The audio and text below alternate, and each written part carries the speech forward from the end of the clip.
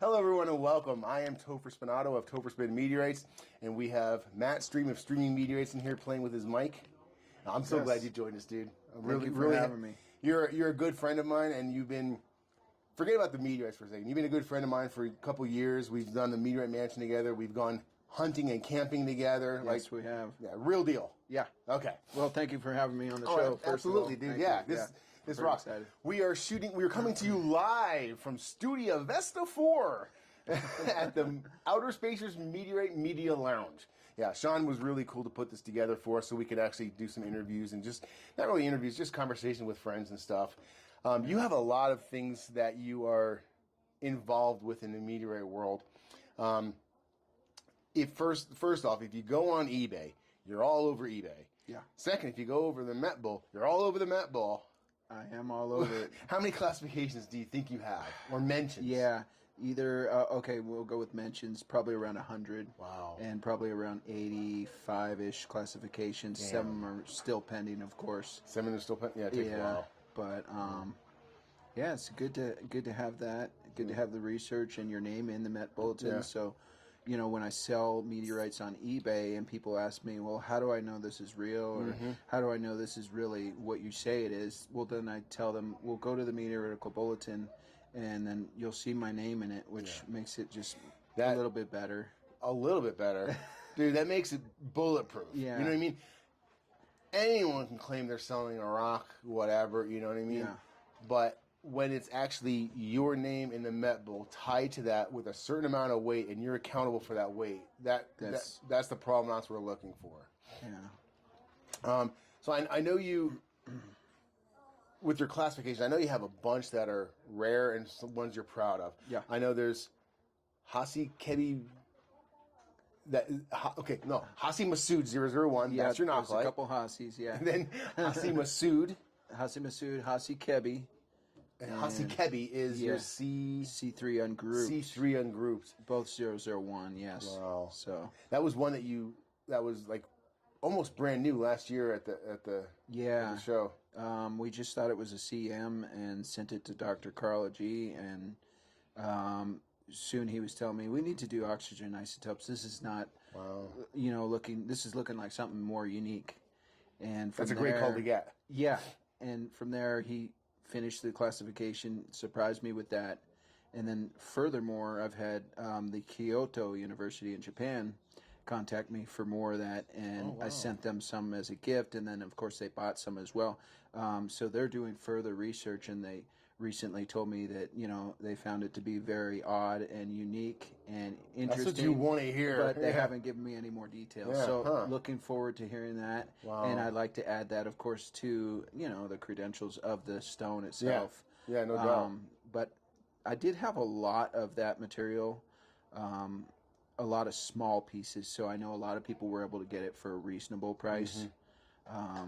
So sometimes when there's only 10 or 20 grams, it could go for a lot more. Yeah, especially when it's scientific important like that. Yeah. When you have scientists in universities or academia going nuts over your sample, as a collector, you're going to pay a little bit more for it as well. Yeah, and I noticed when I would polish like little windows and stuff, it didn't look like your average CM. And then I think you even saw that it has orange chondrils in it. Those orange. Oh, I snagged some pieces from last year. and some of them have CAIs and different stuff that you don't always find in just a CM. Yeah. So yeah, that was exciting. That's just what one. other classifications? How many lunars do you have? I don't know. That's a great answer. I should know. I want to be a baller like you when I grow up. I don't have any lunars. You don't? No, I have one knocklight by NWA. That's right. 200. That's a beauty. My knocklight. Yeah, thank you. People actually thought that my knocklight and your knocklight may be paired, but they're not. They're not. Yeah, mine's augite rich. But, okay. So I know that they're different. Because they came out around the same time. And they look extremely similar. Very similar. The crust on them is the same, which shows the same terrestrial age and wear to us. Sure. So I know you have a few lunars. Yeah. You have felpathic, fragmental, like... Oh, yeah, basaltic breccia. You have a basaltic one? I think I have two. Oh, can I get a slice? For a good deal. Yeah. Yeah. So I do have that and basaltic breccia. Maybe I'm not sure if I have a pure basalt one. Yeah. After a while, you kind of like, because I'm dealing too. Yeah. I'm buying, I'm selling, I'm collecting the whole world, of meteorites, and I'm hunting it now too. Yeah, that's another thing. I'm glad you brought it up because I was getting bored of that subject. No, you're a pretty experienced hunter here in America, and also like traveling overseas. You went to Chile recently. Yeah, so I didn't consider myself experienced until recently, because I've hunted new falls, I've hunted Franconia, I've hunted some older falls too, but we didn't find a whole lot on some of the older falls. I was lucky and successful in some of the new falls. Like Not Cranfield. Yeah, like Cranfield and Junction City. And I was with Mark when he found his in Great Salt Lake. And some of the other guys found some too, but when I went to the Atacama Desert, it's a whole new level. It's a new game. Yeah. You're talking, you got to work your ass off, excuse my language, for the meteorites. You got to be on foot. We're hitting 10, 20 miles a day. And you're not at sea level. You're like, how many meters? Like 1,400 meters? It depends on where you're at, but yeah, it could get pretty high up there, and it's very hot during the day, extremely cold in the night. I mean, you're freezing. Yeah, I won't literally. say what Anders said earlier, but he went to the bathroom one night in the Atacama Desert. It was cold. We'll leave it at that. So, we worked our ass off for that, and we were lucky and fortunate to find some out there. Your party found some? We did find, a good amount. A number cut. Hey, I have a question for you because I don't know the answer to this, so I want to ask it. Okay. You go out there with Dave Kenny and some other guys, and you're spending 2 weeks in the Atacama. Yeah. What happens when you find 5 and no one else finds any, or they find 5 and you find none? Do you guys walk in prepared to split weight, or how do professional hunters work that out in the field? So our group, I know every group is different. Yeah. But our group decided whatever you find, you keep. But we To all, each his own? But but we're all sticking together. We're all hunting the same strewn fields, and luckily everybody found some. So everybody found some, so we all felt important. We all felt happy. That's awesome. I did find a big one. I don't know if you heard about it. No. Me and Dave were going to come on your show and make it more of a surprise, and we recorded everything from solid me discovering it with the metal detector. Are you serious? Yeah, because after I found it, I said, I'm not even going to touch it. I walked backwards, turned my camera on, and from there we were recording everything. And then I called the team over, and I said, we're going to excavate this. And now, is that in a known strewn field already? Yeah. Do we know which strewn? Is it a Catalina or? I'm not authorized to tell you which one yet, but we will release that information. Very cool. It's not super secret, but at the same time, I want to. Oh, no one ever says anything until you think. Robert Ward found his Martians here in Arizona and didn't say a word about it for 7 months. I know. So, I know, and now everybody's talking about wanting to go hunt. Well. Too late. Maybe there's one out there still. There's a chance that they missed one, but these guys are the best in the world. You know. I have another question for you because I don't know the answer.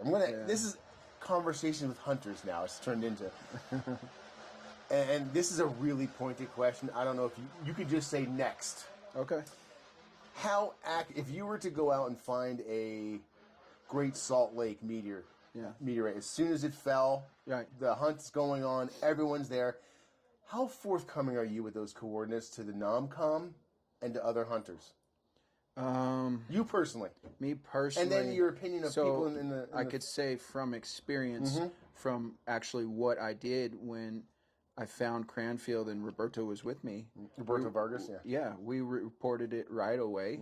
We shared the coordinates to the scientists that moment. We found it, and it added to the fun for everybody to come out and join us. It added to building the scientific information they needed from the strewn field to kind of tell them, every little blip of a find means more and more when you put it together. So it's important to share that data. You don't have to do it right away. There are some people that I've heard that doesn't share the correct information because they don't want you to go find, and that I don't think is right. And most of the people do share the correct data from what I've heard. I can respect that. And I understand if you don't want to share it right away, but it's important that the scientists get it. I hear you. And that's the most important thing. Well answered. I'll be honest with you. That was a tough one. Thanks. You were dancing there. No, I appreciate that, because I'll tell you, if I found an unrecognized, undiscovered Mars out there, yeah, I would hold on to that location until I was pretty much aware that there's nothing else out me there. too. Absolutely. Because then you submit the entire find, the entire weight, the entire thing all at once. I agree. Exactly what Robert Ward and Joe Kircher, how do you say his last name? Sure. Okay. Well, whatever they did, Super Joe. I would have done the same thing. Yeah. Joe and Robert are people I look up to and respect, and they're some of the greatest hunters in the world. And so I learn from them, and I would have done the same thing. I mean, something like that, you discovered, you earned it, you put in the time. Exactly. You better. And it's not like they sat on it for 7 months while they were diddling. They were looking. They were still hunting. Yeah. They recorded every coordinate and location, pinpointed. They talk about how the strewn field was just like a mile long with 0.3 kilometers wide, super small strewn field. Must have came in really steep. You know, all that information is important, phenomenal. Interesting, and just cool to hear about. So when there's a new fall, let's say the one that just happened in Indiana, the Amo. Yeah. Were you on that one at all? No, I had some health issues and surgery and stuff, so I couldn't make it out there, unfortunately. But I wanted Finally to got that so sex bad. change, huh? Yeah. No, I knew I was going to say that on camera. And you knew I was my husband. No, you've actually had some medical emergencies with your wife Luisa. Yeah. While you were traveling in Ecuador. Guatemala. Guatemala. She's from Guatemala. You should know that. So yeah, tell me a little bit, because from what I understand, like, you got separated from your luggage. You had like multiple backup planes and ambulances and all kinds. Yeah. So if you've never had kidney stones, you're lucky. So I had kidney stones, and they decided to kind of drop on me after we were at the pyramids in Tikal. On an all-day excursion. So were you there basically with your wife on vacation? Yeah. Okay. And we were out there and just checking into the hotel in the jungle hotel there, and all of a sudden it hit me, and I felt that big one pass to my bladder, and then all of a sudden from there, all hell broke loose. And 6.5 hours later, I was, really ill, throwing up and peeing blood and all that. Yeah. We won't go into any more details, but I heard you were not well. Yeah. To say the absolute least. So from there, we went to the hospital, and then the next day we had to take a private plane back to the city. And then from there, I had to get surgery. And then from there, I had a stint in me for up until after the Indiana fall, like a couple months or a couple weeks. So I was watching and cheering people on, but also I felt I needed to be out there. It's not. I mean, rocks are important, but it's not worth your health, man. You need to be available for the next fall and the next years to come. Yeah. So me and Lauren Miller, a buddy of mine that we go hunting, I'm sure you've met him. He's Glorieta Mountain? Yeah, Mr. Glorieta. Yeah, okay. So we actually, a couple weeks after that, we went out to the Kansas Fall, which they said is supposed to be as big as Battle Mountain. It was right after, and they're telling everybody, if you can't make it to Indiana, you need to go hit this up. And we found out that Steve Arnold had been there, Robert Ward had been there. Nobody found anything. We were there for 3 days under the radar, the thick of it, found nothing. So you don't always win, but you go out there and you try and you look, and -5 degrees, and it was difficult, but you know what? You're not going to find anything if you don't look. You got to put in the work. You got to. I'm not a hunter. I mean, because of my health and everything, but I'm not a hunter, so I enjoy doing it as a hobby, but I would never do it to make a living. So when these people find these meteorite falls and just finds, you got to respect the fact that they worked their butt off to get that. They're not just walking up and picking them up. There's another one. There's a few people that could do that, but it's luck. I mean, it's being at the right place, but at the right also time. Brings me to the next topic that I wanted to ask about too, because when you go out there and you're searching for ammo or Junction City or Cranfield, you're not just pulling up a map and driving to someone's house.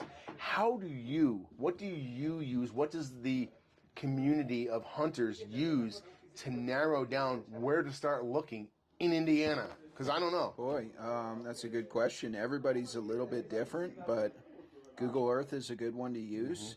But we're using radar. We're using maps that have been constructed by some of the best scientists in the world to give us a possible location where they could have fallen. And then from there, you have to coordinate it with your maps. You have to find out whether you're on private property or public property or a national park. And As a hunter, you need to pay attention to where you're oh, collecting. you better know. Sure. I've had me and Roberto had a shotgun pulled on us before. Wow.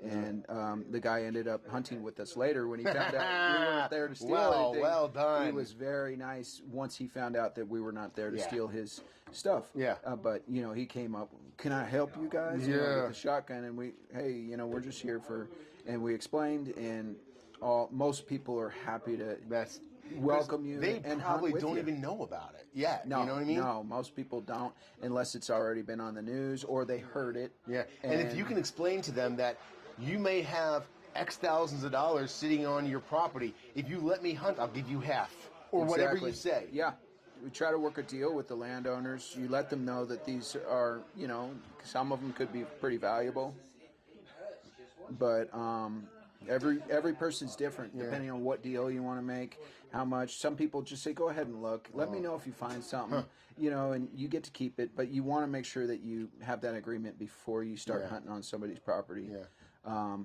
So I think that would also make a semi-requirement for provenance too, to know that I found this on Matt Stream's farm that's in the middle of the strewn field. Exactly. That if I say that means more rather than just found in ammo. You know? We're friends with Greg, who let us find a meteorite, or who let us hunt on his property in Junction City. Yeah. Great guy. We had lunch with him afterward. I called him over before I picked the stone up, and I said, "Look, it's right near your front gate No here." human has ever touched it. We took pictures together holding it, and he said, "Yeah, go ahead and keep it." So I offered him fragments, and he said, "I'm not a collector," and so I'll take some. Oh, sorry, that was a knee-jerk reaction. Did I say that loud? Give quite a bit away to the people in the field that were there. Ed Albin and some of the other scientists that were there that didn't find any, and I had road fragments. I gave people, there. And do you also, when it comes to tracking potential falls, because one of the challenges is when you see a streak in the sky, it's it's ablating, but there's also a dark flight where it stops burning and still's going for a long ass time. So I'm aware of Strewnify and Jim Goodall. Do you know him? Yeah. Do you? I don't know him on a personal level, but I follow his maps, and there's several other guys. I don't know if I could mention their names, but really, like Pat Branch, he does good work. Mark Fries does good work. At NASA? Yeah, for NASA. There's, what's the other guy that actually runs the all-sky cams? Really good guy. If the camera wasn't on, I'd know. Yeah. Yeah, but we could add him later. Yeah. His name is Mike Hankey. But he actually has great information too, and so all those guys contribute to, and some of them come hunt with us. Yeah, you got to be their friends, though. You know what I mean? They're not going to give you coordinates. They're not going to give you secrets. Yeah. They're not going to give you the keys to the kingdom unless they know that you're going to put in the work and be serious about it. And you also going to give them the correct information when you do find something. That is why they're giving us. That is why they're putting their trust into us, because we're going to go put in the legwork to go find it. But then we're going to communicate, hey, this zone is clean. Where I found it. Exactly, or here's where I didn't find it. Doesn't mean don't send anybody where I was, because I've found stuff right where people walk by. So, but it does help. The best place to search for meteorites is right behind me in the field. What else, man? You got something else cool? What's the coolest classification you have pending right now? Oh boy! I know it's not a real one because you can't mention it until it was published. But no, I do have some good stuff. I just on the spot. Okay, yeah, I got a new carbonaceous. Also with Kyoto University. In fact, I have 3. They have got the Hussey Cubby. They've got a new one that's probably a CM or it may be another C3. But then they got a third one Look at that smile. They could, Holy shit. Yeah, it looks similar to the CI. But Wow. I actually had this before the other one was discovered, and it's from Algeria. It's not from Morocco, so they're not related. And that will be the last one that they're going to do. I'm excited about that one. And I've already polished a small, tiny piece, and from what I've seen, it's a good chance that it's something super rare like that. So we'll see what happens. I'm hoping for you, man. Thanks. I will wrap this up by saying that there are some meteorite dealers that I don't do auctions. That's my personal. I just don't do auctions. Sure. I know what my meteorite's worth. If it sells for a penny less, I feel ripped off. I feel like I didn't do it. Yeah. But you're a master of auctions. So I'm telling you right now, guys, if you want to purchase a meteorite and you're just starting out collecting, go to eBay, streaming meteorites, and you'll be buying directly from him. Every week he has auctions going. I don't know if he has auctions going because it's Tucson, but every week he has auctions going, and it's not the same thing. It's always something different. There's always something on there for auctions. I'm like, I cannot believe you put that up for auction. If no one bids more than $1, he has to sell it. And I'm like, dude, you're killing me. But it's a great way to. It's fun. It's fun bidding on auctions, but it's also really fun when you can win something. You know it has great provenance from Matt streaming meteorites, and you actually care about your meteorites. That's one thing that I take really personally. I don't just throw a rock in a box and send it off. Sue and I, we take care. Yeah. You're respectful as well. You treat the meteorites with respect, and your clients with respect as well. I appreciate that, and as they should be respected. They came from space. They're visitors from another place, and it's our job to keep them. We have keep them nice while they're here. Exactly, and it's good to keep them pristine and have a nice COA card, display case, and a COA nice display write-up, a good write-up. You want to know what you're buying. You got to tell them what you're selling. Yeah. Don't just put meteorite with the weight and a number. Yeah. Write a whole paragraph. Write a page. Write 3 pages of information regarding not only which meteorite you're selling, but what type it is and why it's important. So you're really talking about on your eBay descriptions. So if you were to actually buy something, win an auction from you, you can print that off. It's exactly. It's information that's in the Met Bull. It's written by scientists. It comes directly with you as the main mass holder, and that's really that's one way to 100% guarantee you're getting authentic meteorites. Is if you're buying it from the main mass holder. Like that is there's no. Like that is the most direct way you can get. You're buying it directly from the person registered with the weight, and with you have your pick of 100 different meteorites with that. Thanks. That's awesome, man. Thanks for joining me here. I really appreciate it. Your wife, Louisa, is absolutely gorgeous, and she's with you here in town. So I know she's sitting over there wondering when we're going to be done. Yeah.